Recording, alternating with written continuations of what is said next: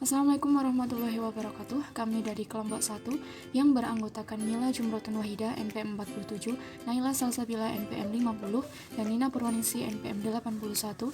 Di sini kami akan mempresentasikan hasil diskusi kami mengenai karakteristik sistem pengendalian manajemen, di mana pokok bahasan yang akan kami bahas di sini ada 4. Yang pertama ada konsep dasar sistem pengendalian manajemen, yang kedua ada batasan pengendalian manajemen, yang ketiga ada sistem pengendalian manajemen, dan yang terakhir teori kontingensi desain organisasi. Yang pertama yaitu konsep dasar. Sistem sendiri dalam konteks sistem pengendalian manajemen merupakan sekelompok komponen yang masing-masing saling menunjang, saling berhubungan maupun tidak, yang keseluruhannya merupakan sebuah kesatuan-kesatuan. Sistem sendiri merupakan hal yang ritmis yang berulang kali terjadi atau langkah-langkah terkoordinasi yang dimaksudkan untuk mencapai tujuan tertentu. Menurut Marciariello, sistem terdiri dari dua, yaitu sistem informal dan sistem informal. Sistem formal sendiri merupakan sistem yang memungkinkan pendelegasian otoritas, di mana sistem formal memperjelas struktur, kebijakan, dan prosedur yang harus diikuti oleh anggota organisasi. Sedangkan sistem informal merupakan sistem yang lebih berdimensi hubungan antara pribadi yang tidak ditunjukkan dalam struktur formal. Selanjutnya yaitu pengendalian. Menurut Hansen dan Mowen, pengendalian merupakan proses penetapan standar dengan menerima umpan balik berupa kinerja sesungguhnya dan mengambil tindakan yang diperlukan jika kinerja sesungguhnya berbeda secara signifikan dengan apa yang telah direncanakan sebelumnya.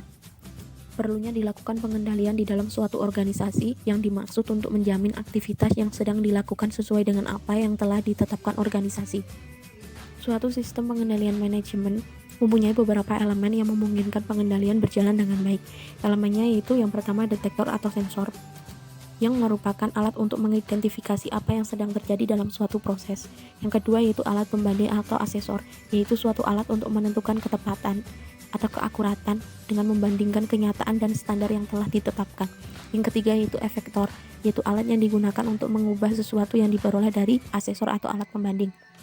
Yang keempat yaitu jaringan komunikasi, yaitu alat yang mengirim informasi antara detektor dan asesor, dan antara asesor dan efektor.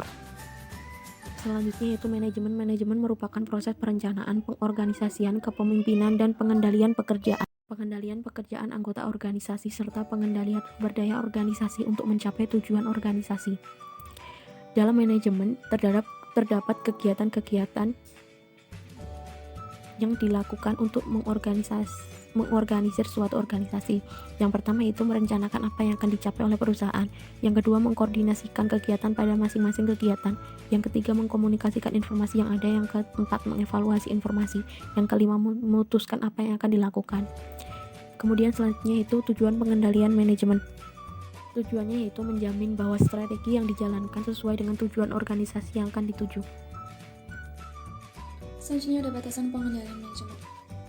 Pengendalian manajemen merupakan beberapa bentuk kegiatan perencanaan dan pengendalian kegiatan yang terjadi pada suatu organisasi, di mana pengendalian manajemen ini berada di tengah-tengah dua kegiatan atau aktivitas. Yang pertama ada perumusan strategi yang dilakukan oleh manajemen puncak, dan yang kedua ada pengendalian tugas yang dilakukan oleh manajemen paling bawah. Nah, dari masing-masing aktivitas ini dapat ditarik beberapa karakteristik. Yang pertama, perumusan strategi merupakan kegiatan yang paling sedikit sistematik, tetapi pengendalian tugas merupakan yang paling sistematik. Pengendalian manajemen dalam hal ini berada di tengah-tengahnya. Karakteristik yang kedua, perumusan strategi difokuskan pada proses perencanaan, sedangkan pengendalian tugas difokuskan untuk operasi jangka pendek, dan pengendalian manajemen di tengah-tengahnya. Lalu karakteristik yang terakhir, perumusan strategi lebih difokuskan pada proses perencanaan, sedang pengendalian tugas lebih difokuskan pada proses pengendalian. Baik itu proses perencanaan maupun pengendalian sama pentingnya dalam pengendalian manajemen. Yang pertama ada pengendalian manajemen. Pengendalian manajemen merupakan suatu proses di mana manajer mempengaruhi anggotanya untuk melaksanakan strategi organisasi. Nah, dari pengertian tersebut dapat ditarik beberapa poin. Yang pertama ada sifat keputusan, yang kedua ada sistematis dan ritmis, yang ketiga ada pertimbangan perilaku, yang keempat ada alat untuk mengimplementasikan strategi, yang kelima ada proses pengendalian manajemen, dan yang terakhir ada metodologi pengendalian manajemen. Nah, dari poin-poin yang telah disebutkan dapat ditarik beberapa kesimpulan. Yang pertama, sifat keputusan, bahwa keputusan pengendalian manajemen itu disusun dalam kerangka kerja sesuai dengan strategi organisasi. Yang kedua ada sistematis dan ritmis, bahwa keputusan yang dibuat didasarkan pada jadwal dan prosedur yang telah dilakukan berulang-ulang setiap tahunnya.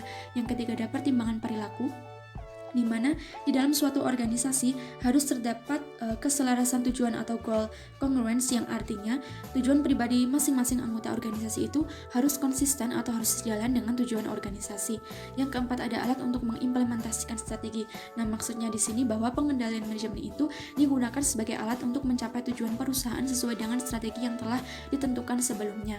Yang kelima, ada proses pengendalian manajemen, di mana dalam proses pengendalian manajemen ini melibatkan hubungan antara atasan dan bawahan. Nah, dalam proses pengendalian manajemen dapat dilakukan dengan 3 aktivitas atau 3 proses. Yang pertama ada komunikasi. Di sini komunikasi ini dimaksudkan agar bawahan bertindak secara efektif, agar mereka itu tahu apa yang diharapkan dari mereka, apa yang diharapkan dari organisasi itu dari mereka, terhadap mereka. Yang kedua ada motivasi, bahwa motivasi ini harus dilakukan oleh atasan kepada bawahan karena bawahan itu sangat memerlukan motivasi untuk menyelesaikan tugasnya. Yang ketiga ada evaluasi. Nah, efisien atau efektifnya seorang bawahan melakukan tugasnya harus dievaluasi terlebih dahulu oleh manajer, apakah kinerjanya sudah bagus atau perlu ditingkatkan atau ada yang harus diperbaiki. Lalu yang terakhir ada metodologi pengendalian manajemen. Nah, di dalam metodologi pengendalian manajemen ini terdapat 3 aktivitas. Yang pertama, menentukan tujuan, bahwa tujuan merupakan hasil akhir dari proses komunikasi. Atasan dan bawahan menyetujui apa yang telah diharapkan. Jika bawahan mencapai tujuan sesuai yang digariskan, maka dapat dikatakan strategi organisasi secara efektif diimplementasikan. Yang kedua ada pengukuran prestasi, bahwa penilaian prestasi ini diperlukan baik untuk motivasi maupun untuk evaluasi kinerja dari bawahan. Yang ketiga ada evaluasi prestasi. Yang terakhir ini merupakan evaluasi prestasi yang sebenarnya dibandingkan dengan tujuan semula dan perbedaan apa yang dianalisis dan dinilai. Seorang atasan ini perlu membandingkan apa yang dilakukan bawahannya dengan apa yang diharapkannya. Apakah yang telah dilakukan oleh bawahan itu sesuai dengan yang diharapkan dari atasannya ataukah belum. Yang kedua ada perumusan strategi. Perumusan strategi ini merupakan suatu proses untuk memutuskan atas tujuan organisasi dan langkah-langkah yang diambil untuk mencapai tujuan tersebut. Tidak menutup kemungkinan bahwa strategi yang diambil perusahaan ini dapat diuji kembali atau dilakukan perubahan. Nah, hal ini disebabkan oleh beberapa ancaman atau faktor. Yang pertama, adanya kompetitor baru. Yang kedua, adanya perubahan perilaku konsumen ataupun perubahan perilaku dari pemerintah. Selanjutnya saya akan menjelaskan mengenai sistem pengendalian manajemen. Tujuan sistem ini adalah untuk meningkatkan keputusan-keputusan kolektif di dalam sebuah organisasi. Lalu untuk lingkungan pengendalian manajemen, terdapat 2 aspek penting dari lingkungan tersebut. Yang pertama itu faktor internal, yang terdiri dari struktur organisasi, struktur program, struktur rekening, faktor administratif, faktor perilaku, dan faktor budaya. Yang kedua, aspek pentingnya adalah faktor eksternal. Untuk perilaku organisasi sendiri berkaitan erat dengan motivasi. Selanjutnya pusat pertanggungjawaban yang dibedakan menjadi pusat biaya, yang berarti pusat pertanggungjawaban di mana input atau biaya diukur dalam unit moneter, namun outputnya tidak diukur dalam unit moneter. Yang kedua adalah pusat pendapatan. Pusat pendapatan merupakan pusat pertanggungjawaban di mana outputnya diukur dalam unit moneter, tetapi tidak dihubungkan dengan inputnya. Selanjutnya adalah pusat laba, yang berarti apabila suatu prestasi keuangan, pusat pertanggungjawaban diukur dengan dasar laba, yaitu selisih pendapatan dan biaya, maka pusat pertanggungjawaban tersebut disebut pusat laba. Yang selanjutnya adalah pusat investasi. Dalam suatu unit usaha, fokus atas laba diperoleh dari perbedaan antara pendapatan dan biaya yang terjadi pada suatu pusat laba. Selanjutnya terdapat proses pengendalian manajemen yang terdiri dari 4. Yang pertama itu perencanaan strategi. Perencanaan strategi atau pemrograman ini adalah proses memutuskan program-program utama yang akan dilakukan suatu organisasi dalam rangka implementasi strategi dan menaksir jumlah sumber daya yang akan dialokasikan untuk tiap-tiap program jangka panjang beberapa tahun yang akan datang. Yang kedua itu penyusunan anggaran. Penyusunan anggaran adalah proses pengoperasionalan rencana dalam bentuk pengkuantifikasian, biasanya dalam unit moneter untuk kurun waktu tertentu. Yang ketiga itu pelaksanaan, yaitu selama tahun anggaran manajer melakukan program atau bagian dari program yang menjadi tanggung jawab. Laporan yang dibuat hendaknya menunjukkan dapat menyediakan informasi tentang program dan pusat pertanggungjawaban. Yang selanjutnya itu evaluasi kinerja. Kegiatan terakhir dari proses pengendalian manajemen ini adalah menilai kinerja manajer pusat pertanggungjawaban. Lalu, untuk perbedaan perumusan strategi, perbedaan terpenting dari dua hal tersebut adalah perumusan strategi merupakan hal yang tidak sistematis. Apabila ada ancaman atau ide baru, maka diperlukan perumusan strategi yang baru, sementara ancaman atau ide tersebut tidak datang pada kurun waktu yang bersamaan. Untuk pengendalian tugas adalah proses yang menjamin bahwa tugas yang telah ditentukan dikerjakan secara efisien dan efektif.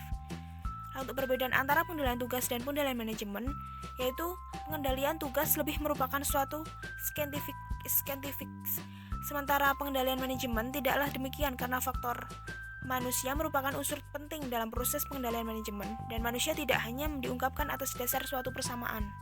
Lalu untuk hubungan pengendalian manajemen dengan akuntansi manajemen. Akuntansi keuangan berhubungan dengan pelaporan keuangan untuk pemegang saham, analisis investasi atau pihak lain di mana diatur oleh prinsip akuntansi yang lazim pada suatu negara tertentu. Akuntansi manajemen berhubungan dengan informasi yang dibutuhkan oleh manajemen pihak lain dalam satu organisasi.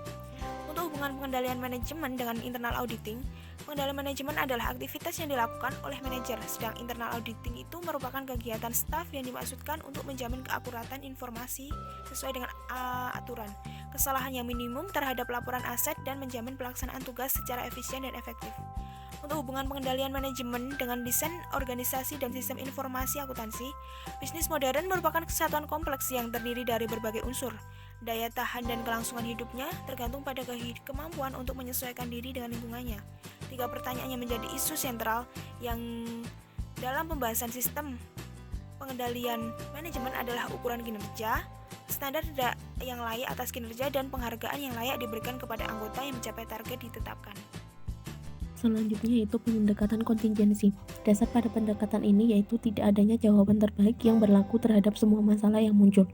Sehingga sistem pengendalian manajemen perlu disesuaikan dengan kebutuhan dan keadaan dalam organisasi.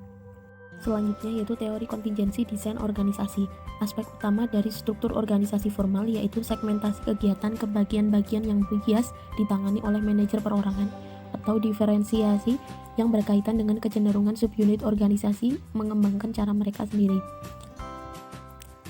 Teori kontingensi ini diperlukan dalam merancang sistem pengendalian. Hal ini karena struktur itu sendiri merupakan mekanisme pengendalian yang penting, dan struktur itu sendiri merupakan mekanisme awal dari akuntansi manajemen. Teori kontingensi akuntansi manajemen menunjukkan suatu upaya dalam penentuan sistem pengendalian yang paling memungkinkan atas seperangkat keadaan yang ada pada suatu organisasi. Beberapa variabel yang perlu dipertimbangkan dalam teori kontingensi akuntansi manajemen. Yang pertama yaitu lingkungan, kedua teknologi, yang ketiga ukuran organisasi, dan keempat strategi. Selanjutnya yaitu ukuran dan penghargaan kinerja. Dalam membentuk ukuran kinerja, maka beberapa indikator kinerja yang perlu diperhatikan yaitu tujuan organisasional, yang kedua jika ukuran kinerja bertingkat, yang ketiga tugas yang perlu kerjasama antar manajer, yang keempat beberapa aspek kinerja yang tidak bisa diukur secara kuantitatif, yang kelima esensi kerja manajerial, yang keenam manajerial harus dibedakan dari kinerja ekonomi unit, yang terakhir yaitu manajemen yang berada di lingkungan yang tidak pasti dan kompleks, sehingga penghargaan prestasi yang diberikan mungkin tidak mencakup seluruh aspek kerja anggota organisasi. Selanjutnya yaitu penggunaan informasi dalam penghargaan kinerja. Ukuran yang paling sering digunakan dalam pengukuran kinerja melibatkan ukuran-ukuran akuntansi dan menggunakan anggaran sebagai standar terhadap kinerja yang dihasilkan. Penggunaan informasi akuntansi yang tidak tepat dalam pengukuran kinerja akan menghasilkan perilaku yang tidak baik dan berakibat negatif. Selanjutnya yaitu gaya penggunaan informasi akuntansi. Anggaran statis melibatkan manajer senior yang mengawasi bawahannya secara ketat dalam memenuhi anggaran biayanya. Sedangkan pada anggaran fleksibel masih mempertimbangkan kelayakan pencapaian anggaran, namun manajer senior hendaknya diberi penjelasan yang masuk akal atas kelebihan pengeluarannya. Cukup sekian dari kami. Mohon maaf apabila ada kesalahan. Wassalamualaikum warahmatullahi wabarakatuh. Terima kasih.